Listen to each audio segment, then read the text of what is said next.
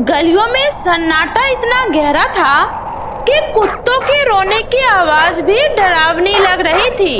निशा के इस गांव में नई नई पोस्टिंग हुई थी। उस सुनसान इलाके के छोटे से ऑफिस में वो बिल्कुल अकेली बैठी थी। टेबल लैंप की पीली रोशनी में चुपचाप फाइलों के पन्ने पलटते हुए वो अपना काम कर रही थी। तभी खामोशी को चीरती हुई एक आवाज आई। निशा का हाथ अचानक रुक गया। इस वक्त ऑफिस के बाहर पायल पहनकर आखिर कौन चल सकता है? तभी फिर से वही आवाज आई। इस बार उसके साथ एक ठंडी हंसी भी थी। निशा, आज तुम घर नहीं जाओगी क्या? निशा के रूह तक कांप गई। कौन है? कौन है बाहर? हिम्मत जुटाकर वो दरवाजा खोलकर बाहर निकली। चारों तरफ सन्नाटा था। ठंडी हवा तेजी से बह रही थी। तभी उसकी नजर एक काली सी परछाई पर पड़ी जो बिजली की तरह सामने से गुजरी और फिर अचानक अंधेरे में गायब हो गई। अरे सुनो, रुको! डर और जिज्ञासा में वो उसके पीछे पीछे चल पड़ी। कुछ कदम आगे बढ़ते ही उसने देखा सामने चौकीदार अंकल टॉर्च लेकर खड़े हैं। अंकल, अभी अभी आपने किसी लड़की को यहाँ से जाते हुए देखा क्या? चौकीदार अंकल का चेहरा अचानक सख्त हो गया। उन्होंने निशा को घूर कर देखा और फिर धीरे से बोले, मैडम, इस इलाके में इस वक्त कोई भी लड़की नहीं घूमती। वैसे मैडम, आप अभी तक घर क्यों नहीं गई? हाँ, बस जा ही रही हूँ। वो इम्पोर्टेंट प्रोजेक्ट पर काम कर रही थी ना, इसलिए मुझे देरी हो गई। मैडम, अब आप घर चली जाइए। आपका इस तरह रात में रुकना ठीक नहीं है। कहते हैं इस गांव में रात में छलावा घूमती है और एक बार छलावे ने जिसे पकड़ लिया वो फिर घर नहीं पहुंचता। छलावा? तभी बाहर जोर से बिजली कड़कती है और फिर बारिश शुरू हो जाती है। मैडम, लगता है आज की रात कोई तूफान आने वाली है, इसलिए आप अब यहाँ से निकल जाइए। चलिए, मैं आपको रेलवे स्टेशन तक छोड़ देता हूँ। उसकी कोई जरूरत नहीं है अंकल, मैं चली जाऊंगी, शुक्रिया। उसके बाद निशा बारिश में छाता लेकर रेलवे स्टेशन की तरफ जाने लगती है। तभी रास्ते में उसका फोन बजता है। बेटा, तू ठीक तो है ना? कब से फोन मिला रही हूँ, तेरा फोन ही नहीं लग रहा। मैं बिल्कुल ठीक हूँ माँ, शायद फोन में नेटवर्क नहीं होगा। बेटा, मैंने उस गांव के बारे में बहुत अजीब अजीब बातें सुनी है। मेरा तो जी बहुत घबरा रहा है। तू बस जल्दी से घर आ जा। हाँ माँ, बस स्टेशन पहुँचने ही वाली हूँ। ट्रेन पकड़कर सीधे घर आ जाऊंगी। क्या? नहीं निशा बेटा, रात में वहाँ से ट्रेन मत पकड़ना। मैंने सुना है रात में वहाँ से भूतिया ट्रेन गुजरती है। हेलो हेलो माँ, माँ, माँ, आपकी आवाज नहीं आ रही है। हेलो? अरे यार, इसमें तो नेटवर्क ही नहीं है। शायद बारिश की वजह से नेटवर्क इशू हो रहा होगा। तभी निशा सामने देखती है तो उसे एक छोटा सा रेलवे स्टेशन दिखाई देता है। तभी एक बूढ़ी औरत वहाँ आती है और कहती है, बेटा जल्दी चलो वरना ट्रेन छूट जाएगी। नया शहर जाने वाली ट्रेन बस आने ही वाली है। लेकिन आपको कैसे पता अम्मा कि मुझे नया शहर ही जाना है? बेटा माफ करना, अभी अभी मैंने तुम्हारी सारी बातें सुन ली थी। अब जल्दी चलो। निशा को कुछ भी समझ नहीं आता है। बारिश और भी तेज हो जाती है, इसलिए निशा उस बूढ़ी औरत के साथ रेलवे स्टेशन के अंदर चली जाती है। पूरा स्टेशन एकदम वीरान था।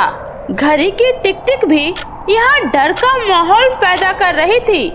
स्टेशन पे न कोई टीटी था न ही कोई यात्री। तभी दूर से ट्रेन की सीटी की आवाज आती है। पटरियों पर धुंध के बीच धीरे धीरे एक ट्रेन उभरने लगती है। अरे, ये तो वही ट्रेन है जो नया शहर जाती है। लेकिन ये क्या? अचानक अम्मा कहाँ चली गई? अम्मा, अम्मा! निशा इधर उधर देखती है लेकिन वहाँ कोई नहीं होता है। तभी ट्रेन जोर से सीटी के साथ छुक छुक करके चलने लगती है। हे भगवान, ट्रेन तो खुल गई। निशा जैसे तैसे भागते हुए ट्रेन के सबसे लास्ट वाले जनरल डब्बे में चढ़ जाती है। जनरल डब्बे में सन्नाटा पसरा था। वो चुपचाप सीट पर जाकर बैठ जाती है। आसपास कुछ लोग बैठे थे, लेकिन सबके सब मानो पुतले से बैठे थे। उनमें कोई हलचल नहीं थी। ये तो जनरल डब्बा है, फिर भी यहाँ इतनी शांति कैसे हो सकती है? कोई कुछ बोल क्यों नहीं रहा? निशा का गला सूख रहा था। वो पानी पीने के लिए बोतल निकालती है, लेकिन उसका बोतल खाली होता है। तभी सामने से निशा की तरफ एक पानी का बोतल आता है। निशा जब सामने देखती है तो वही बूढ़ी औरत होती है। बेटी, तुम्हें प्यास लगी है ना? ये ले, पानी पी ले। अम्मा, आप अचानक कहाँ चली गई थी? वो मैं पानी लेने गई थी। निशा वो पानी का बोतल लेकर उसे पीने लगती है। तभी उसे अचानक उल्टी आ जाती है। ओ छी, ये कैसा सड़ा हुआ पानी है? कितनी बदबू आ रही है इसमें से। छी। निशा पानी का बोतल दूर फेंक देती है।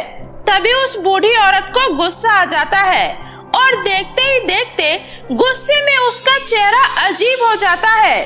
तूने ये अच्छा नहीं किया, तुम्हें अब इसकी सजा मिलेगी। इसकी सजा मिलेगी तुम्हें। नहीं, कौन है तुम? तभी पीछे से एक महिला बोलती है, क्या हुआ बेटी, तुम इतनी जोर से क्यों चीख रही हो? हाँ आंटी, ये अम्मा नहीं है। अम्मा नहीं है। बेटा, तुम क्या बोल रही हो? यहाँ तो कोई भी नहीं है। निशा जब सामने देखती है तो वहाँ कोई नहीं होता है। वो महिला मुस्कुराते हुए अपनी सीट पर बैठ जाती है। मैं सच कह रही हूँ। अभी यहाँ पर बूढ़ी अम्मा थी। वो बहुत ही अजीब लग रही थी आंटी। ये सुनकर वो महिला मुस्कुराने लगती है। बेटा, लगता है तुम बहुत थक गई हो, थोड़ी देर आराम कर लो। निशा खिड़की की तरफ मुंह करके बैठ जाती है। थोड़ी ही देर बाद उसकी आंखें लग जाती है। तभी उसके कान में भयानक सी चीख पुकार मच जाती है। हमें बचाओ, बचाओ, कोई मेरी मदद करो। बचाओ, मेरा सर, मेरा पैर, बचाओ, कोई मेरी मदद करो। बचाओ। नहीं। निशा आँख खोलती है तो फिर से ट्रेन में वही सन्नाटा पसरा होता है। सभी लोग बिना किसी हरकत के अपनी सीट पर चुपचाप बैठे होते हैं। तभी सामने वाली महिला कहती है, बेटा, तुम्हारे पास पानी है? जरा देना, मेरा गला बहुत सूख रहा है। निशा जैसे ही अपने पानी की बोतल उठाती है, उसमें पानी भरा होता है। निशा को लगा अब तक उसके साथ जो भी हो रहा था शायद वो उसके मन का वहम हो। उसने पानी की बोतल उस महिला को दे दी। तभी वो महिला एक अजीब सी औरत में बदल गई, जैसे कि वो जीवित ही ना हो। बेटी, मेरे पास आओ बेटी। नहीं, दूर हटो मुझसे दूर रहो। तभी बेजान बैठे सभी यात्री हरकत में आ चुके थे। वो सब इंसान नहीं थे। वो सब के सब निशा को देखकर जोर जोर से हंसने लगे। निशा वहाँ से तेजी से दरवाजे की तरफ भागी। तभी वो एक टीटी से जाकर टकरा गई। सर, अच्छा हुआ आप मुझे यहाँ मिल गए। यहाँ कुछ भी ठीक नहीं है। यहाँ सब कुछ बहुत अजीब हो रहा है। पता नहीं ये मैं कौन सी ट्रेन में आ गई। प्लीज सर, प्लीज मेरी मदद कीजिए सर। ये सुनकर वो टीटी भी जोर जोर से हंसने लगा और फिर अचानक से उसका चेहरा भी बदल गया। यह भूतिया एक्सप्रेस का जनरल डब्बा है। इस ट्रेन में चढ़ने वाले कभी अपनी मंजिल पर नहीं पहुंचते। वो बस हमेशा के लिए इस ट्रेन के पैसेंजर बनकर रह जाते हैं। नहीं, मैं तुम लोगों की बातों में नहीं आने वाली हूँ। ये सब झूठ है ये सब। निशा भागते हुए फिर से अपनी सीट पर जाकर बैठ जाती है। सब कुछ फिर से पहले की तरह शांत हो जाता है। डर के मारे निशा का गला सूख रहा था। तभी फिर से पानी की एक बोतल उसकी तरफ आती है और निशा जब सामने देखती है तो वही बूढ़ी औरत मुस्कुरा रही होती है। बेटी, लो, पानी पी लो। अब तो तुम्हें हमारे साथ लंबे सफर पे जाना है। भूतिया एक्सप्रेस अब कभी नहीं रुकेगी, कभी नहीं। नहीं, मैं तुम लोगों से डरने वाली नहीं हूँ डरने वाली। निशा अब समझ चुकी थी, वो अब बुरी तरह से फंस चुकी है। वो अपनी पूरी हिम्मत से उठती है और कहती है, भूत पिशाच निकट नहीं आवे, महावीर जब नाम सुनावे। इतना बोलकर निशा गेट की तरफ भागती है और पूरी हिम्मत से बाहर छलांग लगा देती है। कुछ ही देर में सब कुछ एकदम शांत हो जाता है। जब निशा की आंख खुलती है तो वो हॉस्पिटल के बेड पर पड़ी हुई होती है। भगवान का लाख लाख शुक्र है बेटी, तुम्हें होश आ गया। हमारे पास हॉस्पिटल से कॉल आया था, तुम्हारा एक्सीडेंट हो गया है। हमारी तो जान ही निकल गई थी।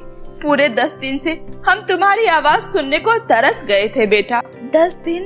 भूतिया एक्सप्रेस। तभी वहाँ एक नर्स आती है और कहती है, तुम बहुत खुशनसीब हो निशा, जो उस भूतिया ट्रेन से बाहर आ गई। कहते हैं एक बार जो गलती से उस ट्रेन में चढ़ जाता है वो कभी वापस नहीं आता। क्या भूतिया एक्सप्रेस? हाँ, एक बार उस रेलवे स्टेशन पर बहुत बड़ा हादसा हुआ, जिसके बाद उस स्टेशन को हमेशा के लिए बंद कर दिया गया। लेकिन कहते हैं आज भी उस ट्रैक पर रात में भूतिया एक्सप्रेस चलती है और जो कोई भी मजबूरी में उस ट्रेन पर चढ़ जाता है वो कभी वापस नहीं आता।